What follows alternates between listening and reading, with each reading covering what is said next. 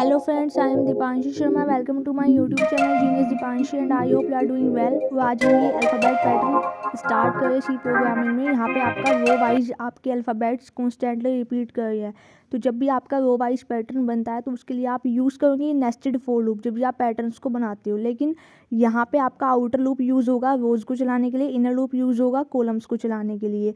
Outer loop के लिए मैं यहाँ पे वेरिएबल लेने वाली हूँ आई, और इनर लूप के लिए मैं यहाँ पे वेरिएबल यूज़ करूँगी जे। आप वेरिएबल का नेम कुछ भी दे सकते हैं। और यहाँ पे हम वेरिएबल किस तरीके का लेंगे, किस डेटा टाइप का लेंगे, कैरेक्टर टाइप का। तो मैंने यहाँ पे कैर टाइप का दो डेटा टाइप लिए, कैर टाइप के दो वेरिएबल बनाए आई एंड जे। अब जो आपका आउटर वेरिएबल है वो आपका स्टार्ट होगा यहाँ पे ए से और कहाँ तक चलेगा, कैपिटल ई तक, क्योंकि आपका जो आउटर वेरिएबल है वो आपका रोज़ को चलाने के लिए यूज़ होता है। आपको रो वाइज क्या प्रिंट करना है, A B C D E.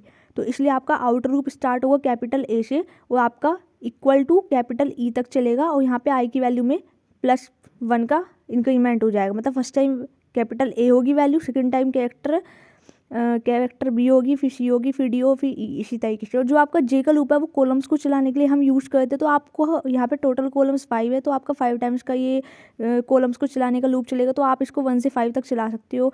और उसके बाद आपको इसके अंदर प्रिंट ऑफ स्टेटमेंट में लिखना क्या है, मतलब आपको क्या प्रिंट करवाना है। आपको यहाँ पे आई वेरिएबल प्रिंट करवाना पड़ेगा, क्योंकि यहाँ पे आपको फर्स्ट रो में क्या चाहिए, कैपिटल ए चाहिए। और जब भी आपका रो वाइज पैटर्न बनता है तो आप यहाँ पे आउटर लूप के वेरिएबल को प्रिंट करवाते हो। तो आउटर लूप का वेरिएबल आपने आई लिया था, तो यहाँ पे आप आई वेरिएबल को प्रिंट करा दोगे। और इनर लूप के बाहर आके डबल कोट्स में \n यूज़ करते हैं न्यू लाइन के लिए। जब आपका एक रो प्रिंट हो जाएगा तो कर्सर को नेक्स्ट लाइन में लेके आने के लिए।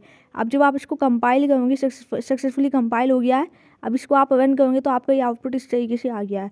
तो आई होप यू अंडरस्टैंड कि आपका ये जो पैटर्न था ये आपका रो वाइज आपको अल्फ़ाबेट्स यहाँ पे प्रिंट करने थे। तो उसके लिए आपने क्या किया, आपने कैपिटल ए से कैपिटल ई तक का लूप चलाया आउटर लूप, और आपने आउटर लूप के वेरिएबल को अपने इनर लूप के अंदर प्रिंट स्टेटमेंट में प्रिंट कर दिया।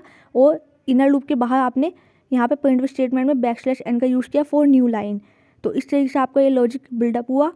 Like, share and subscribe our channel Genius Dipanshu, and thanks for watching. If you have any doubt you can ask me anytime in the comment section, and have a great learning.